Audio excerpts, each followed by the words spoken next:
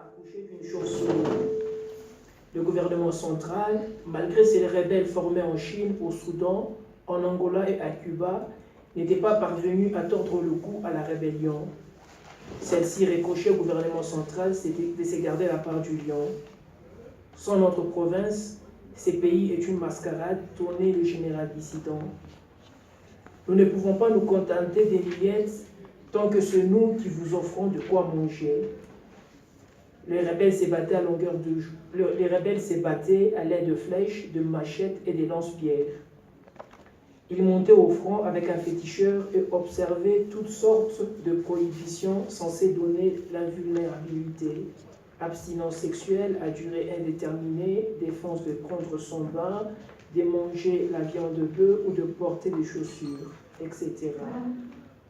Exacerbés par la longueur du conflit, les rebelles se replièrent sur un bout de terre de la province extrêmement riche et objet de convoitise qu'ils nommèrent la ville-pays. Comme si cela ne suffisait pas, ils baptisèrent l'ancien territoire national, inutilement vaste, désertique à souhait, traversé par un grand fleuve qui ne servait pratiquement à rien à part se suicider dans l'océan du nom d'arrière-pays.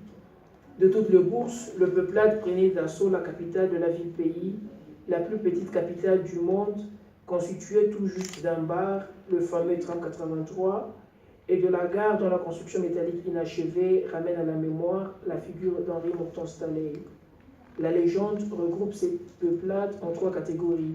Première catégorie, des individus qui vivent le jour, dont la plupart sont des fonctionnaires trimballant de longs mois de non-paiement qui leur arrivent jusqu'au cou et dont ils sont le seuls à posséder les statistiques. Même avant la sécession, ils vivaient misérablement. Vous avez l'heure. La deuxième catégorie est composée des somnambules. Ils craignent, paraît-il, de crever dans leur sommeil, raison pour laquelle ils s'abreuvent d'une potion qui les garde en veilleuse de jour comme de nuit.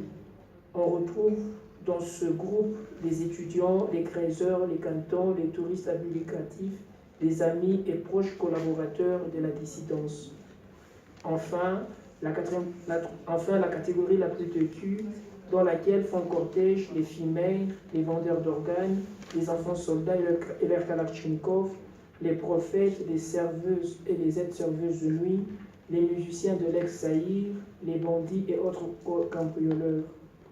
Ils dormaient pendant la journée, ils savaient plus que n'importe quel homme nouer le 2 bouts du mois. Docteur honoris causa de toutes les matières, corruption, drogue, sexe, pillage, minerais, malversation, beuverie. La nuit est leur principal fonds de commerce.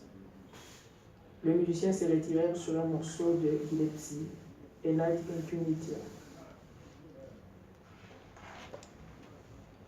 The government army and the dissident rebels fought each other day in, day out.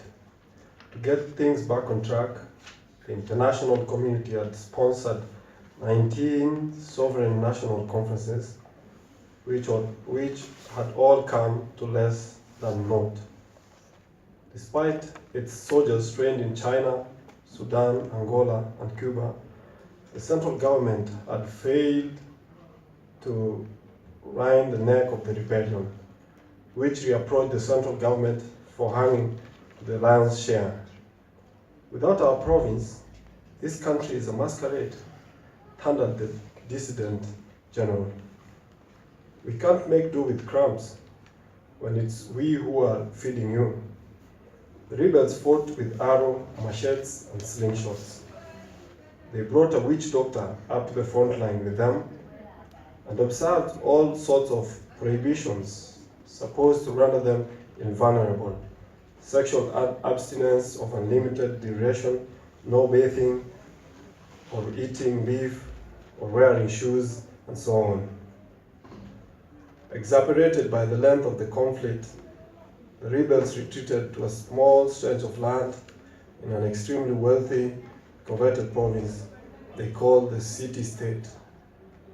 And it's as if this weren't enough, they gave the former national territory, which was pointlessly vast, as barren as one could wish, and crossed the wide river that served practically no purpose except to flow towards the ocean. Suicide, the name Black Back Country. The varyingly moneyed tribe stormed to the capital of the city-state, the smallest capital in the world, barely comprising a bar, the famous tram, and the station whose unfinished metal structure brought to mind the figure of Henry Morton Stanley. The legend places these tribes were into three categories.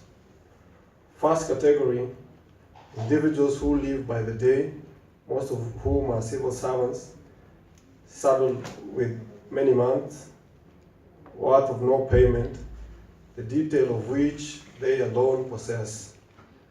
They are all up their necks, they live miserably even before the secession.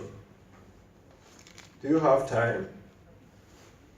The second category comprises sleepwalkers. They are scared of squawking in their sleep, it seems. Reason for which they guzzle a potion that keep them on the standby day and night.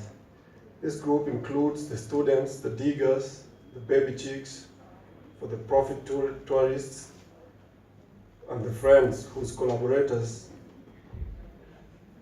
and the friends and close collaborators of the dissidents.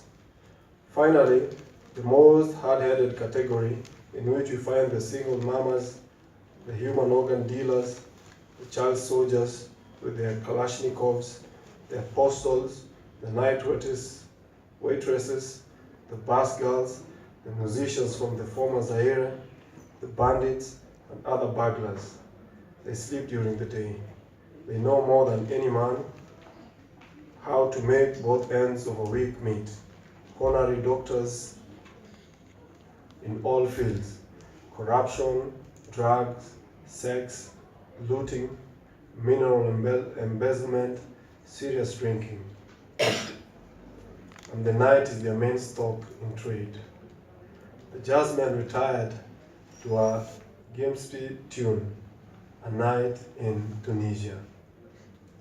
Thank you very much.